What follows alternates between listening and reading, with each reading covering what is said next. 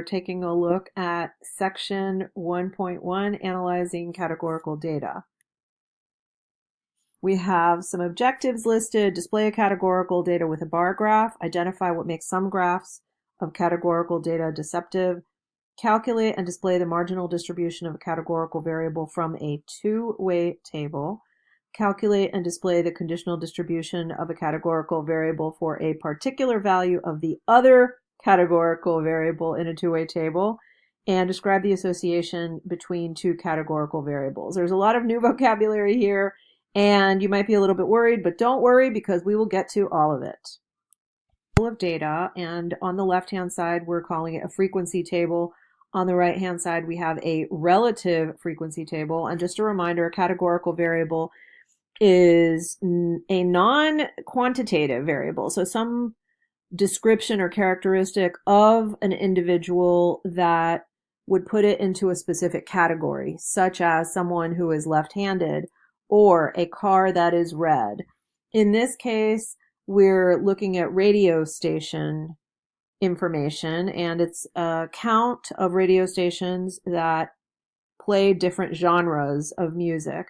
And we look at the frequency table. The total radio stations is 13,838. And in order for us to come up with the relative frequency table, what we're going to be doing is dividing each of the count numbers by the total number. So once again, the variable is format or genre of radio station. The values are all the different types of music that are played. And the count is the number of radio stations playing each one of those different types of music. And the percent that we would get would be by dividing by the total. And that gives us the relative frequency table. When we total up the relative frequencies, we should get 100%. However, we know that there's always going to be the possibility of round-off error, so it may be close to 100%, but not exactly 100%. Love graphs even more, and so we know that the appropriate type of graph for categorical variable is either a bar graph or a circle graph, also known as a pie chart of the types of stations. And you can see the total count is given in the height of the bar, and across the bottom we see the different labels for the different types of music or the different format for each one of those radio stations. What's interesting is what happens when we graph the relative frequency table.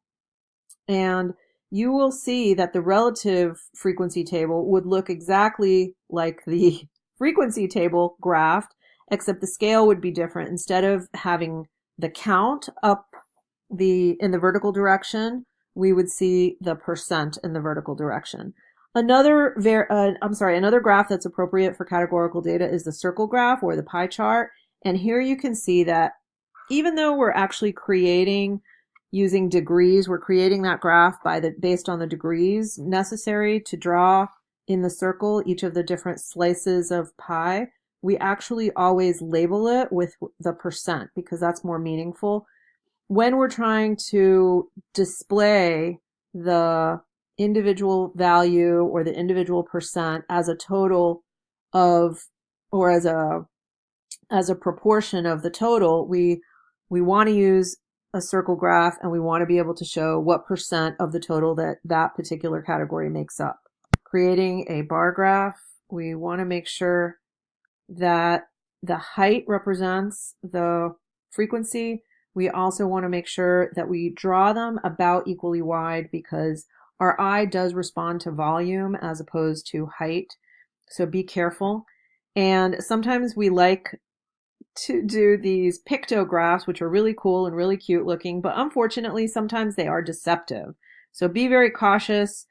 In general, we would say don't do it, but sometimes we know that we can, as long as we're very cautious about the volume of the representation. We're trying to suss out deceptive graphs is not only the pictograph, but the scale with which we draw. And if we pay attention to the scales, usually we can avoid misunderstanding and or miscommunicating data.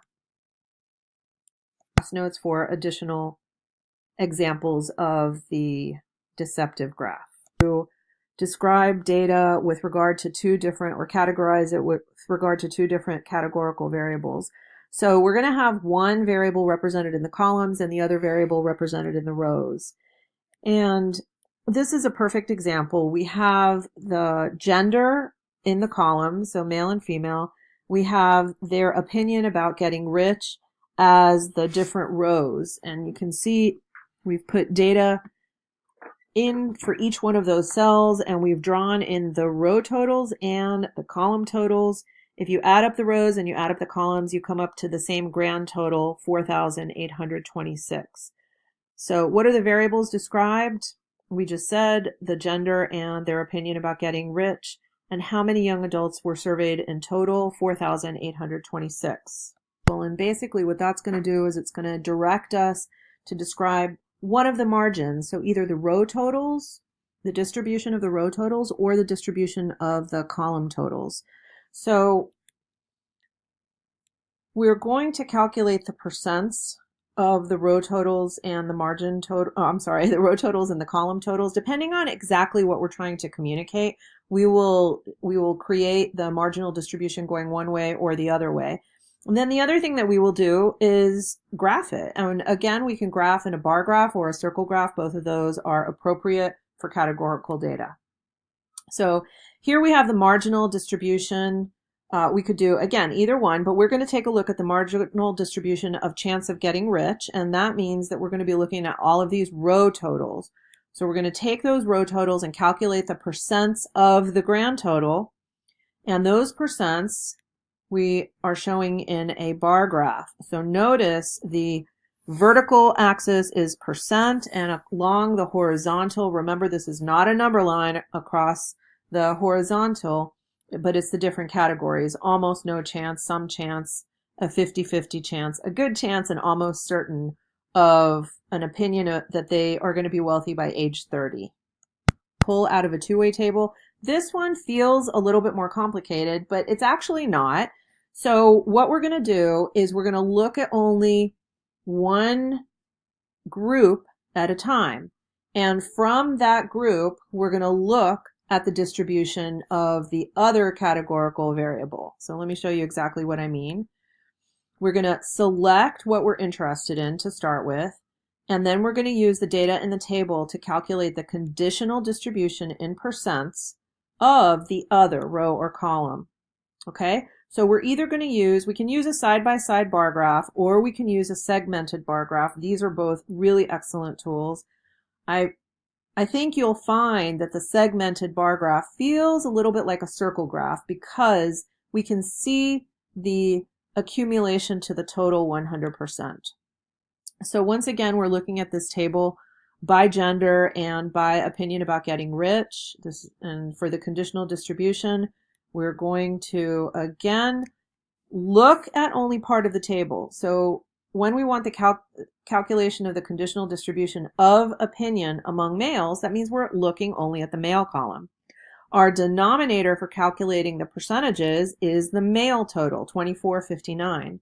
And then what we're going to do is calculate what is the percent of the people who had the opinion of almost no chance of getting rich by age 30 of only males. So that's going to be 98 divided by 2,459, and so on. So once we've got those percents, we know that those should total up to 2,459, or if we use the percents, should total up to 100%.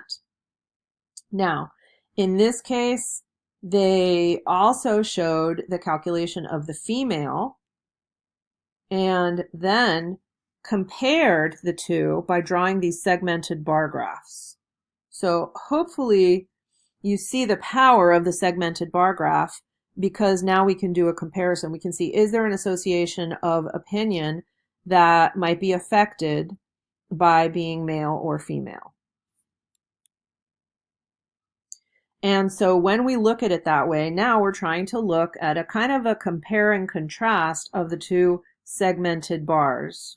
If the males are a little bit more confident about making it rich before age 30, because there's more purple and more red on the male segmented bar graph and less on the female segmented bar graph.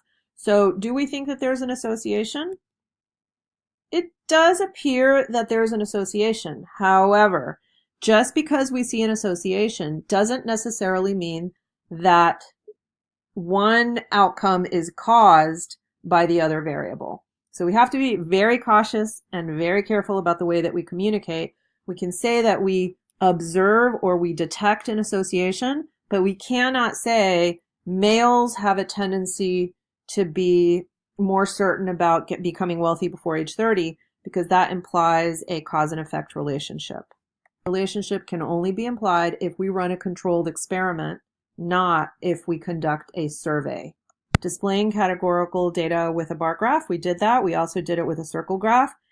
Identify what makes some graphs of categorical data deceptive, and we did that as well. We know that we need to watch those margins and we need to beware pictographs. Calculate and display the marginal distribution of a categorical variable from a two-way table. And remember, you're just looking at one margin at a time, either the row totals or the column totals, and calculating the distribution or the percent of those. Then calculate and display the conditional distribution of a categorical variable for a particular value of the other categorical variable in a two-way table. We did that as well. And describe the association between two categorical variables, being very careful not to use causation language. That's it for section 1.1. I'll see you back in section 1.2.